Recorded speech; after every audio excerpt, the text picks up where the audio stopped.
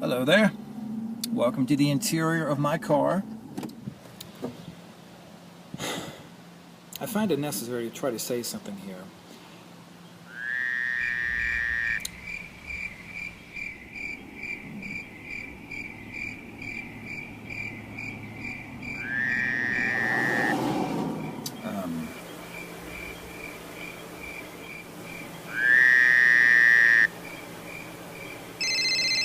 I guess I gotta get moving on.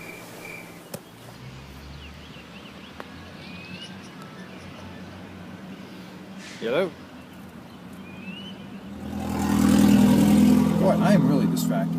I mean, it's just, I am so distracted, I don't know if this will make any sense. How does one introduce oneself? You know, that's the question I was thinking about last night as I was lying on bed trying to get to sleep, and I'm like, okay, I have made a number of recordings, and none of them seem to be exactly what I'm looking for. It is a meaningless thing to introduce who I am, because this whole series of recordings is not to be about me, per se. I know people say, okay, if it's not about you, what's it going to be about? You know, I mean, if any recording one makes, whatever's on the recording, that's what it's about. Well, I look at things a little bit differently, that there is, in any story, there is a plot and there's a theme. Now, the plot is me.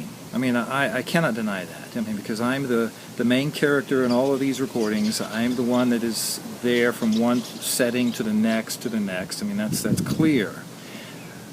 But if it's about me, no one's going to watch this stuff because, I mean, quite frankly, I don't have the charisma. Now, the theme, that is what I think I have. I mean, I have an idea that I believe everyone can relate to. Because, for one thing, everyone has a family. Everyone comes from somewhere. And there's an old adage that says something to the effect, and I can't remember it verbatim, but it says something to the effect that to know where you're going, you need to know where you've been. Everybody wants to have purpose in life. I don't know how many jobs I've been on where I've worked with people who they hate their job, they can't wait for the weekend, they can't wait for their vacation, and they loathe returning to work on Monday. Well, who wants to work at a job like that? What proceeds from here is my attempt to tell you this idea that came to me, rather simple idea, but an adventurous idea nonetheless, and the story behind how it developed, because I believe that part of it is important as well. And it's not all humbug. Some of it is, but you know, that's what life is: to discern between the humbug and the not humbug. I thought that it would be appropriate to try and make a good introduction to the videos I'm hoping to put together. The problem I face is I'm a little too verbose. It happened in early September, the day after Labor Day. It was a Tuesday. I go into work expecting just a regular day of work, regular week of work in fact, and I was fired. I was fired from my job of nearly 4 years. A job that I loved, a job where I thought I was actually contributing something, a job that I thought was important, a job where I thought I fit in. You know, I enjoyed my coworkers, I enjoyed the people I worked for, as well as I worked with. I thought I found a place. I mean, isn't that what every job should be, where you actually feel like you found a place where you belong, that the experiences and the knowledge and the talents you have can contribute to the success of that enterprise. For the entire month of September, this was Labor Day of 2011, I wasted trying to get my job back. You know, address the board, thinking that they supported me, thinking that the employees I worked with supported me, that the patrons I worked for supported me. And, you know, to be honest, there were some who did respond, but for the most part, there was just deafening silence. I spent the next several months going back and forth between this and that and the other thing, filling out job applications that went nowhere. And so I thought, what in the world am I going to do? The following month, in October of 2011, I had this idea. I was going to sell myself as a syndicated columnist, because I really thought I had this fantastic idea on a column about Sarah Palin. I thought I had an avenue that no one had ever touched upon before.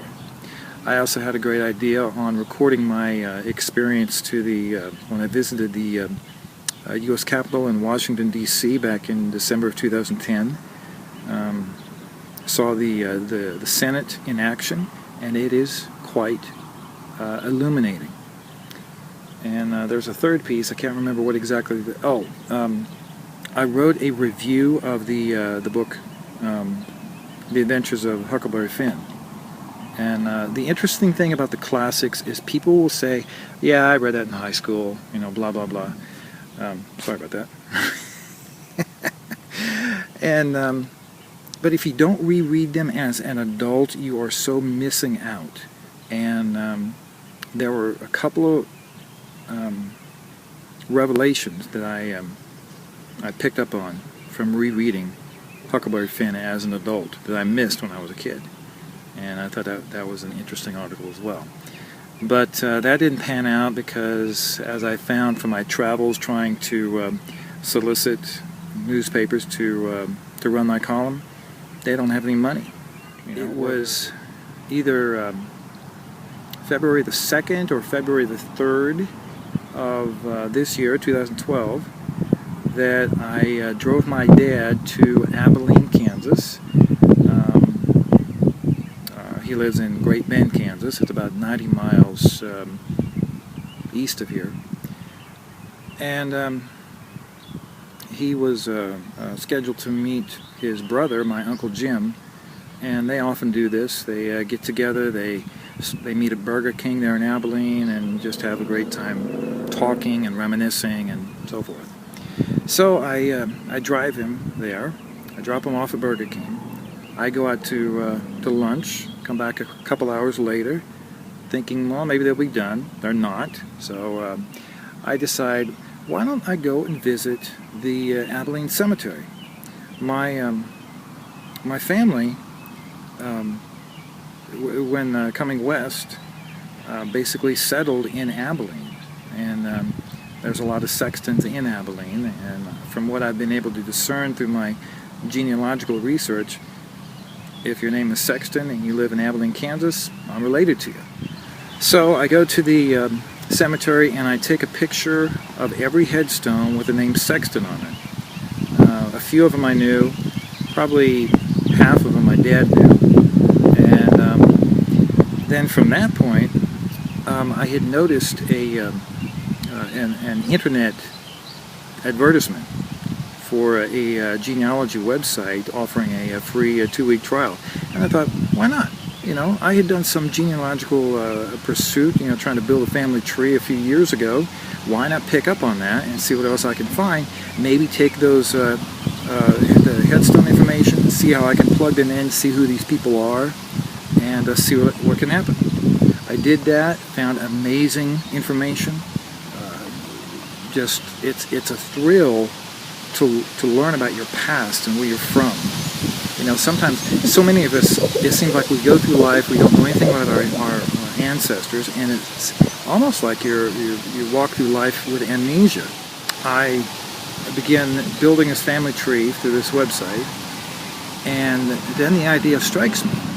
When I get the route, the path that my family name, my father's name, my surname, Sexton, if you haven't guessed that already, came from, I thought, why not just retrace their steps?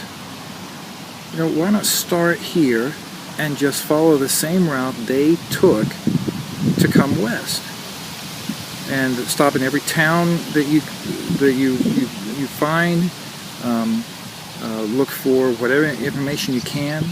I've never done ancestral research before, but I think this sounds like it interests me, and I'm thinking that this would be a fascinating series of videos to do, and document every place I go, people I talk to, and see how searching for one's family can be a great adventure. I don't know what's going to happen, and I have no experience in this outside of the website. That's okay, but nothing wrong with a little bit of adventure either. There is something I believe I do need to add before I call this first video done, and it all pertains to the theme that I was trying to allude to earlier. I don't know if while the idea that I wish to convey of my retracing my ancestors' roots is, it's evident. The idea of theme hasn't quite been that thoroughly explored yet. I am of the camp that believes there is a purpose and a meaning for everything under the sun. Every blade of grass, every tree, every puff of cloud that God has made, there's a reason for it. The finite human mind cannot comprehend it. I mean, we can only see our own little section of Earth, but you got to believe that God has a reason for everything that happens, and that includes the individuals that we are. There's a purpose for every single one of us. Every person who's born, every person who has ever been, there's a reason for that. When I had this job that I was fired from back in September, I thought I had found purpose. Now when I lost that, I can't explain exactly what happens, how that, because it's a traumatic event, but it's not traumatic enough to garner any attention. It's, oh, you got fired from your job. Okay. People get fired from their jobs every day. Big deal. Well, with me it was a big deal because I had this idea in my mind that jumping right back into the workforce and being hired at another job, the potential of the same thing happening again, you put your heart and soul into your work and then one person can just wipe it away and it's like it never existed. How many times can people go through that? It says exactly opposite of what I believe, that people have purpose and they have a place to belong. Well, if one person can just wipe that all away every few years, it says, well, you don't have any purpose. There's no reason for you to be there. And I will ardently argue against that ideology for the rest of my life. So, for months after I got fired, I just was in this malaise where I just couldn't really do anything until this idea of researching my family came into play. And suddenly it's like, there's your place. Family is your place. Family is eternal, and you have a place in family. And the odd thing is, when I travel to all these places that these family members, these ancestors live their lives, even though I've never been to these places, even though I never even heard of places like Paris, Tennessee or Vienna, Illinois before I started doing this research, there is a part of me that belongs there because those people who were responsible for me being here, they were there.